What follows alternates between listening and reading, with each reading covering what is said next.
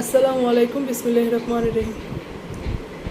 আজকে আজকে আমি দুপুরে খাবারের জন্য যা যা রান্না করছি সেগুলো আপনাদের দেখাচ্ছি, তো সাথে থাকেন। এখানে আছে হলো সাদা ভাত, এটা গরুর কলিজা আলু দিয়ে, এটা আছে ডিম ডাল, এখানে আছে শসা লেবু, আর আছে এখানে পোয়া মাছ ভাজা।